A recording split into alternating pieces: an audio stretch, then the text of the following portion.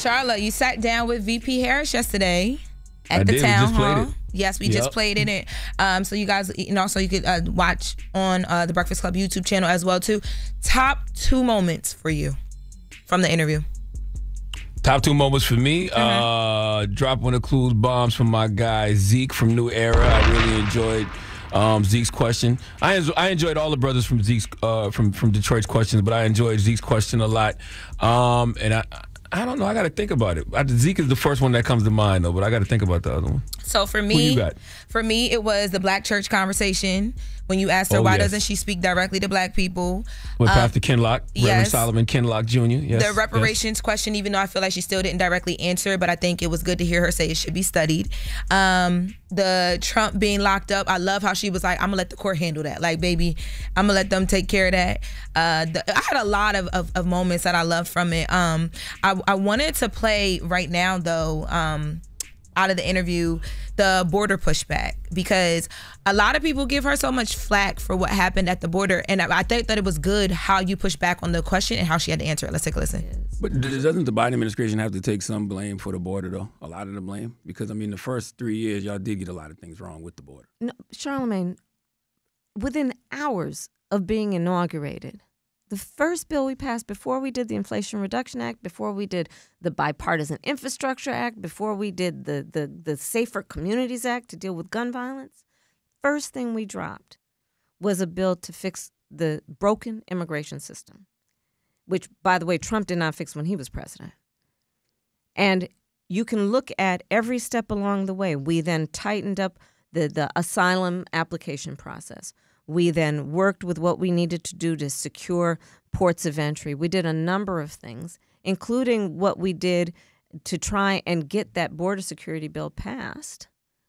And then also an executive order that has actually reduced significantly the number of illegal crossings and tightened up what needs to happen in between ports of entry. Now, I like hearing her in this interview talk about the border, because even the way she said your name in the opening of that response, it was like, y'all better stop playing with me. I'm tired of having to tell y'all this. I think that energy and that aggression is needed from her right now. And well, you know, there's another part of the conversation where I even said to her, why do you not push back on them labeling you the border czar? Because everybody thinks that's her job. That's actually not her job. Like, Biden deputized her with a diplomatic mission to evaluate the factors that cause people to leave their home countries in the first place. The Secretary of Homeland Security, whose name I can't pronounce, Alejandro Mayorkas, he's the person that manages the border. So how she's become the fall person for the border, I don't know. I know you so well that we have that clip. Let's take a listen.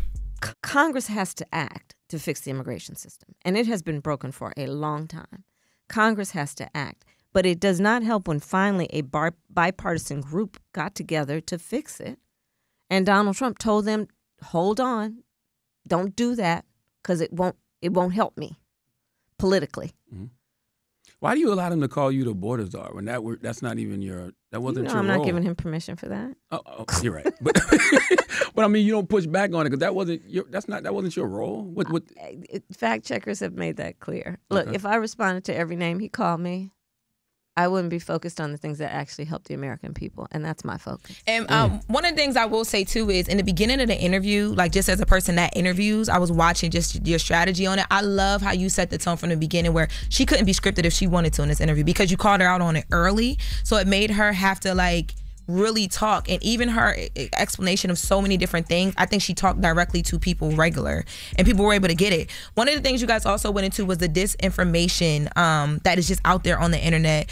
One of the biggest things that we saw recently with that was the Janet Jackson conversation, where people were saying, oh, Janet Jackson and her brother allegedly don't support Kamala because Kamala prosecuted Michael Jackson, and, you know, that whole narrative around her with black men and prosecution. Let's take a listen to that.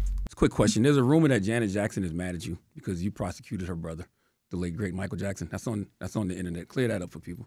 That's just not true. I know. Yeah. On either count. She's not mad at you? Well, I mean, I don't know. I don't know. I have not talked to her, but certainly it's not true about her brother. And we all go ahead. You had to see the look in her eyes. She had no idea what I was talking about. Really? Well, I love that for her, because it be stuff be so loud on the internet. And I love that she had no idea. But I will say, this stemmed from, so y'all know, well, y'all, I'm talking to the listeners, whoever. And back in 2003, when Michael Jackson was charged with child molestation and the administering an intoxicating agent, people were saying that because she was the district attorney in San Francisco and he was prosecuted or whatever in Santa Barbara, they were trying to connect it to, but she had no direct involvement in that whatsoever. But I thought that that was a good thing that you brought that up to her, because that was big because of the names involved. But you also brought up Obama, because that's been a big thing as well too.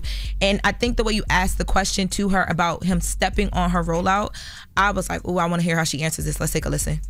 Do you feel like President Obama stepped on your rollout? Because I know you've been working on this blackmail agenda for a long time, and you've been doing the outreach, you know, with your, what was the Opportunity Economy Tour and things like that. Yeah. But then he made the statements that he made last week, so everybody thinks this is a reaction to that. Oh, no. I mean, you just have to, no, obviously not. I've been doing this for quite some time, including before I was running for president. Love to hear that she's not bothered, but I also think it's important for her to be able to talk about stuff like that, because for a while, a lot of us felt like she couldn't talk about stuff when people that are, you know, before her, so like the Obamas or the Bidens, when things happen, people feel like she has to stay silent. So I love the fact that she was just willing to answer and say, no, I didn't care about that. I'm cool. We good over here. Yeah, I just know how people would see that blackmail agenda, especially after the comments that Obama made. But if you've been paying attention, she's been doing blackmail outreach for a long time, and I know for a fact that they was working on this agenda way before Obama made those comments. And shout out to Icewear Vezo. I thought he came up and asked a really good question too. We don't have the time to play it, but he had basically asked her, like, why now? Like, this all seems fake. Like, you just want our vote. And she clarified what you just said, that they've been working on this stuff. This is not anything new. And I know we've had him up there. He's talked about, you know, why he's weary of politicians and certain things. So I thought that was great to include him too. Vezo told me something after the town hall yesterday. If that's something he wants to share publicly, he can. But yeah, Vezo, I'll just say Vezo thoroughly enjoyed the conversation. And, you know, Vezo was very opinionated about the vice president beforehand. For sure. I really just want to drop on the clues bombs for Detroit, man. Detroit is such a special, you know, beautiful black city, man. Salute to Reverend Solomon Kinlock Jr. Salute to Zeke from New Era. Salute to Icewear Vezo. Salute to Eric Thomas. Salute to Sharon, who's the PD at WJLB in Detroit. Salute to Bushman. And salute to Chanel Dominique. Drop on the clues bombs for Chanel. And I hit Chanel and asked her to bring a room together of some of Detroit's finest, and she did that, man. So salute to Chanel and Sharon for really putting on for Detroit yesterday at the audio town hall. Yeah, so congratulations on that. My mom said that this was one of Kamala's best interviews, so, and I think a lot of people feel that way. So shout out to, you know, you for handling that well. Well, that's thank the mess. you, LL Cool Bae. You're welcome. I don't trust you when you're nice. I really don't. Ooh.